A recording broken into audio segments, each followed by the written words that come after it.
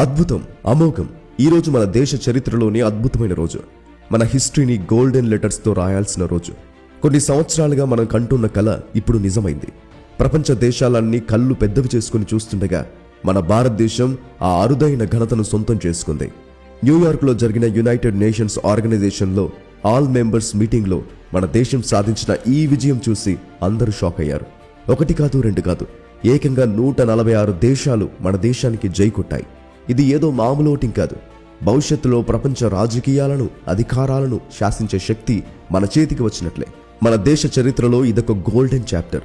193 దేశాలు ఉన్న హాల్లో 146 దేశాలు మనకు మద్దతుగా నిలబడ్డప్పుడు ఆ వాతావరణం ఎలా ఉండి ఉంటుందో ఒక్కసారి ఊహించుకోండి.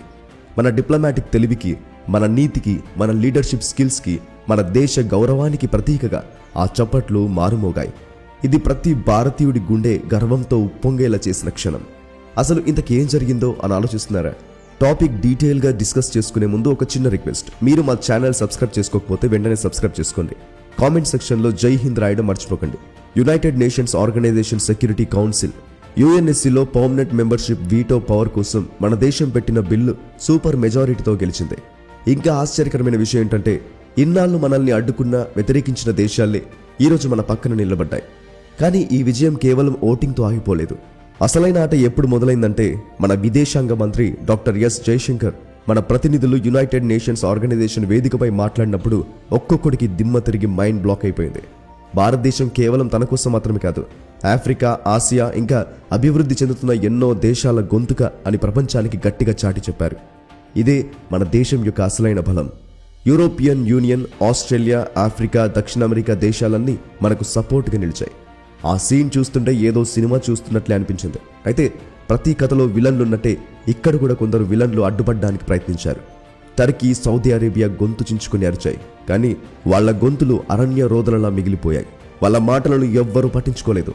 టర్కీ ప్రతినిధులైతే కోపంతో ఊగిపోతూ బిల్ కాపీలను చించేశారు, బల్లలు గుద్దారు. కానీ ఆ హాల్ మొత్తం మన దేశానికి మద్దతుగా చప్పట్లతో దద్దరిల్లిపోయింది. ఆ చప్పట్ల హోరులో వాళ్ళ అరుపులు కొట్టుకుపోయాయి. ఇక సౌదీ అరేబియా అయితే నోరు మెదపకుండా సైలెంట్గా ఉండిపోయింది. ఇకపోతే ఈ మొత్తం ఎపిసోడ్లో అతిపెద్ద ట్విస్ట్ ఏంటో తెలుసా? చైనా. దశాబ్దాలుగా మనల్ని వ్యతిరేకిస్తూ వచ్చిన చైనా ఈసారి మనకు అనుకూలంగా ఓటు వేసింది. ఆసియా ఖండానికి భారతదేశమే నాయకత్వం వహించాలని, మన దేశం లేకుండా యునైటెడ్ నేషన్స్ ఆర్గనైజేషన్ అసంపూర్ణమని తేల్చి చెప్పింది. మనల్ని వ్యతిరేకించే చైనాయే మనకు మద్దతిచ్చిందంటే ప్రపంచ రాజకీయాలు ఎంతలా మారిపోతున్నాయో మీరే అర్థం చేసుకోండి. ఇది చరిత్రను తిరగరాసిన క్షణం. అసలు మన దేశం ఈ వీటో అధికారాన్ని ఎలా సంపాదించింది, దీనికి సంబంధించిన కొత్త అప్డేట్స్ ఏంటి అనే విషయాలను వివరంగా తెలుసుకుందాం. కానీ అంతకంటే ముందు ఈ వీడియోను లైక్ చేసి ఛానల్ సబ్స్క్రైబ్ చేసుకోండి. ఇప్పుడు ఈ హిస్టారికల్ సక్సెస్ వెనుక ఉన్న అసలు విషయానికి వెళ్దాం. ముందుగా ఈ వీటో పవర్ అంటే ఏంటో చూద్దాం. సింపుల్గా చెప్పాలంటే, సెక్యూరిటీ కౌన్సిల్లో ఉన్న ఒక పర్మనెంట్ మెంబర్ లేదా దేశం ఏదైనా ఒక తీర్మానానికి వ్యతిరేకంగా ఓటు వేస్తే ఆ తీర్మానం అక్కడితో ఆగిపోతుంది. దానికి విలువ ఉండదు. అంటే ప్రపంచ రాజకీయాల్లో ఇది ఒక బ్రహ్మాస్త్రం లాంటిది. ఇప్పటి వరకు America, Russia, Britain, France, China ఈ 5 దేశాలకు మాత్రమే ఈ పవర్ ఉండేది. ఇప్పుడు మన భారతదేశం కూడా ఈ పవర్ఫుల్ దేశాల సరసన చేరబోతుంది. ఒక్కసారి ఆలోచించండి, మనకు వీటో పవర్ వస్తే ప్రపంచంలో తీసుకునే ఇంపార్టెంట్ డెసిజన్స్లో మన మాటే చెల్లుతుంది.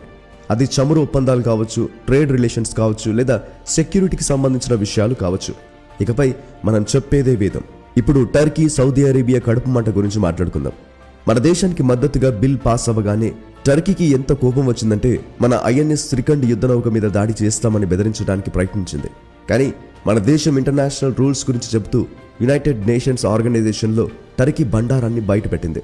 దీంతో ప్రపంచం ముందు టర్కీ పరువు పోయింది. ఇక సౌదీ అరేబియా కూడా ఈ మధ్య మన మీద నోరు పారేసుకుంది. కానీ ఆ రోజు 146 దేశాల చప్పట్లు వినగానే తోక ముడిచి మౌనంగా ఉండిపోయింది. దీన్ని బట్టి మన దేశం సైనిక, ఆర్థిక, డిప్లొమసీ రంగాల్లో ఎంత బలంగా తయారైందో అర్థం చేసుకోవచ్చు.